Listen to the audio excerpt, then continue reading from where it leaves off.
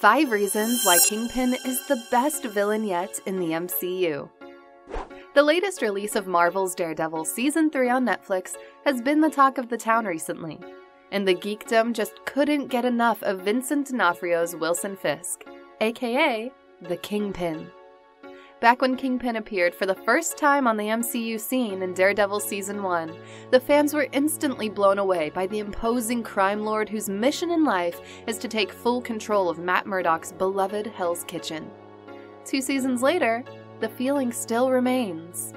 In this video, let's take a look at the reasons why D'Onofrio's gentle yet cunningly murderous alter ego is now considered as one of the best baddies yet in the MCU.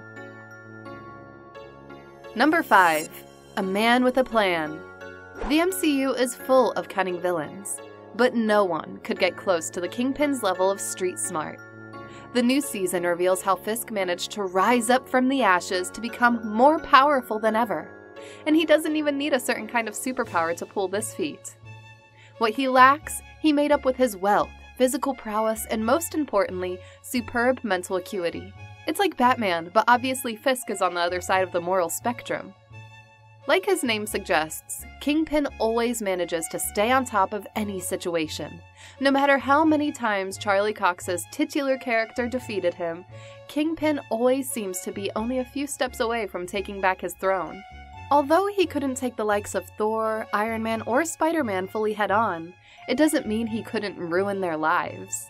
His systematic use of organized crime and violence could prove as a huge challenge to the heroes of MCU. Number 4. A man with a heart. It doesn't come so often that we encounter a villain whose main driving force behind all his heinous actions is a virtue that is typically reserved for the good guys. In Season 1, we saw Fisk awkwardly approaching the art gallery curator, Vanessa, played by Ayelet Zurer. It's close to cringeworthy, but we discovered a baddie who puts himself at risk and becomes emotionally vulnerable. Winning Vanessa is both a blessing and a curse for Fisk. Curse in such a way that the woman becomes his weakness of his almost impregnable persona. This was evident when Murdock threatened his relationship with Vanessa back in Season 2. On the flip side, Vanessa is the reason why Fisk managed to endure incarceration. Even more so, she's the motivation behind Kingpin's decision to move out of confinement and rise back up to claim his seat in New York's criminal underground. Beyond the warmth of her companionship, Vanessa gave Wilson one big reason for him to become devoted to their relationship: acceptance. Despite knowing full well the things Kingpin is capable of doing, she accepts him, and thus the big guy couldn't imagine himself without her. Come Season 3, the bond gets thicker as Vanessa volunteered herself to become an integral part of the Kingpin's criminal organization. Number 3. A master manipulator. Fisk is first and foremost a master criminal, and a very good one at that. Like we said, even without superpowers, the brute in suit could still send shivers to anyone who dare cross his path. In the show, Fisk not only managed to take back full control of the city's underbelly, but also the FBI, who literally becomes a part of his security detail in the guise of witness protection. In the comic books, the Kingpin is also infamous for using very important people in the lives of his enemies as bargaining chips. This guy knows exactly what a person can do for the sake of their loved ones. For him, love creates weak spots. Against Murdock, Fisk would only have to control the devil of Hell's Kitchen with the mere knowledge of the hero's secret identity. This proved to be a hindrance for the Daredevil to topple the crime lord. Number 2. The man is highly relatable. Unlike his villain contemporaries, the Kingpin isn't necessarily hell-bent on taking control of the entire planet, at least just yet. It's hard to consider him as having a god complex like the sort of Loki or Thanos.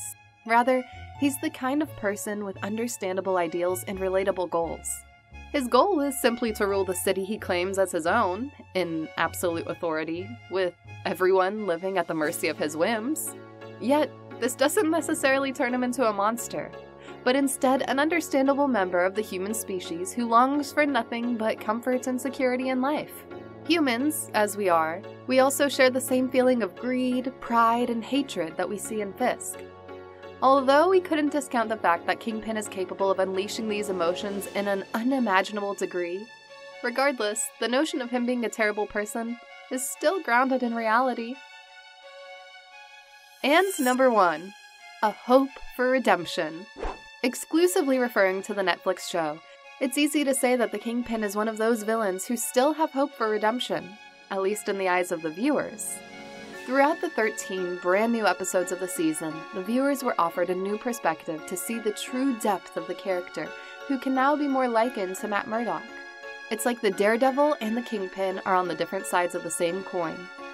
This was made evident in one of the episodes when the two uttered an identical statement saying, "I just want to make my city a better place." Although we know that each of them has used different means to achieve their respective goals. With the help of D'Onofrio's unquestionable, superb performance as the Kingpin, the show was able to unravel a new, compelling interpretation of John Romita Sr. and Stan Lee's creation. Wilson Fisk is long gone from being a staple Spider-Man villain to become much more of an anti-hero who dwells in the gray area of morality in Netflix's Daredevil. Thanks for watching, and don't forget to hit that like button and subscribe to our channel for more videos like this.